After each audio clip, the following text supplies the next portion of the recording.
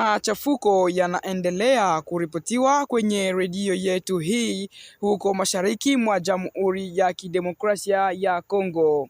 Machafuko hayo yanayotokana na mashambulizi ya vikosi vya waasi wa M23 wakiendelea kusukumana na vikosi vya waaskari wa nchi ya Jamhuri ya Kidemokrasia ya Kongo. Basi huko mashariki kunaendelea kuripotiwa hali mbaya ya mchafuko, na hivyo leo hii tunakusogezea habari hizo. Hivyo tutakuwa huko Ruchuru, tutakuwa pia Uvira, tutakuwa pia pande mbalimbali za mashariki mwa Jamhuri ya Kidemokrasia ya Kongo, tujue namna gani na hali iko namna gani kwenye uwanja wa vita. Acha basi tuende huko Uvira ambako Jenerali Ngoma Nzito ameweza kutuma ujumbe wa shukrani kwa rais wa Jamhuri ya Kidemokrasia ya Kongo. Unajua aliweza kusema nini?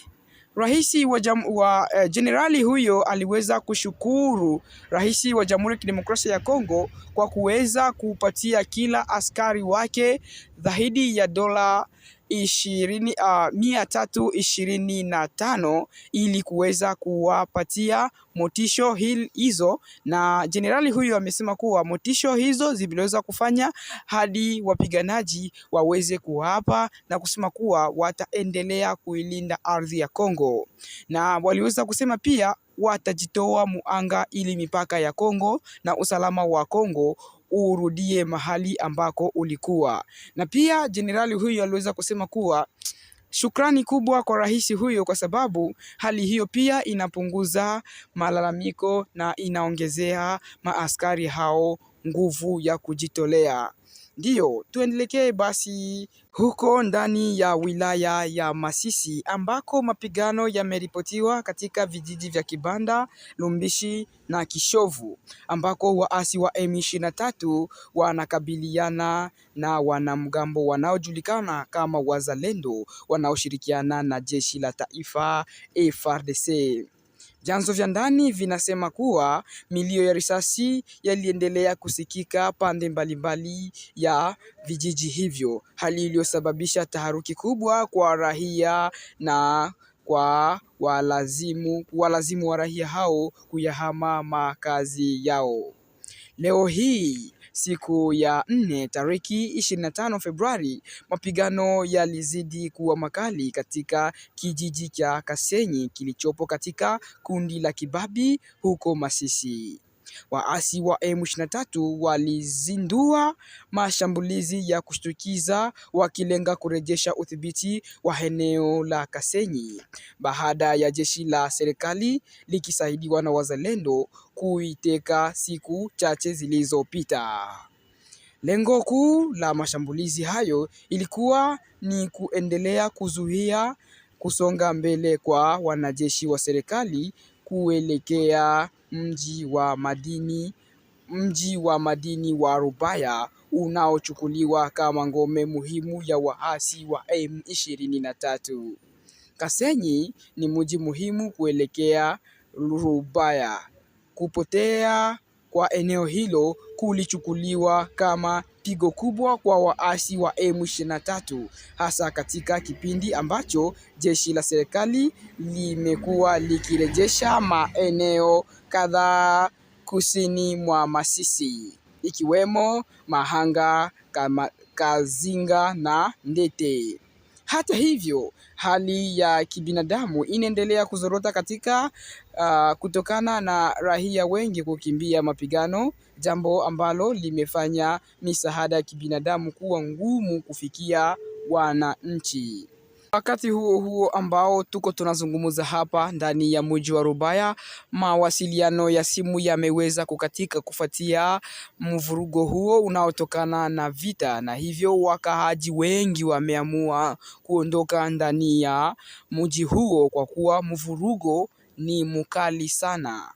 Na basi tuelekee huko Kinshasa ambako pia tumeweza kuripotiwa kuwa kuna kijana ambaye ana miaka takribani 30 ameweza kufanya kitendo cha ajabu. Ameweza kumuua mama yake mzazi kwa kuwa walikuwa wakilipishana madeni yao. Acha basi tufuatilie kijana huyo, kwa kuwa aliweza kumuua mama yake mzazi ambaye alikuwa akimulipisha hizo hela kama vile 10,000 za Kimarekani. Kwa mujibu wa meya wa manispaa ya Kisenso, Kode Atswal aliyenukuliwa na redio ya Actualite CD imetujulisha kuwa mtuhumiwa huyo ni raia wa Kongo ambaye aliyekuwa amerejeshwa kutoka Ulaya. Alikuwa akiishi na marehemu mama yake katika nyumba moja iliyopo mtaa wa Regideso. Inadaiwa kuwa baada ya mabishano makali alimnyonga mama yake hadi kufariki, kisha kuharibu mwili na kujaribu kuchoma sehemu yake. Majirani walitoa taarifa kwa mamlaka baada ya kusikia harufu kali isiyo ya kawaida kutoka ndani ya nyumba hiyo.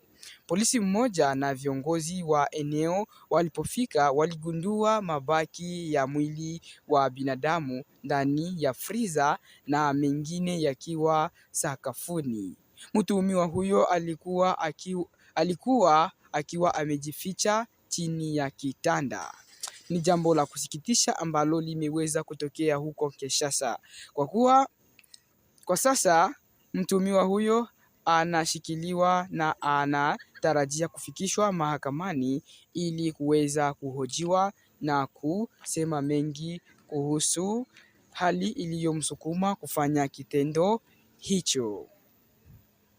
Tuelekee basi huko Rutshuru ambako gavana wa Nord Kivu Bahati Musanga Erasto anaendelea na ziara yake katika wilaya ya Rutshuru, ambapo tangu Jumanne tariki 24 Februari amekuwa akikaa katika eneo la Ishasha baada ya kupitia Kiseguru. Katika mikutano yake na wakaazi wa maeneo hayo, gavana ameweka mkazo mkubwa juu ya umuhimu wa kuimarisha mshikamano, kuishi kwa pamoja na kudumisha amani miongoni mwa jamii ambazo zinaishi ndani ya Kivu Kaskazini. Amehimiza wananchi kuendeleza utamaduni wa kuvumiliana na kuheshimiana na kushirikiana licha ya tofauti zao, akieleza kuwa umoja wa wananchi ni nguzo muhimu ya kurejesha utulivu katika eneo hilo ambalo limeendelea kukumbwa na changamoto za vita.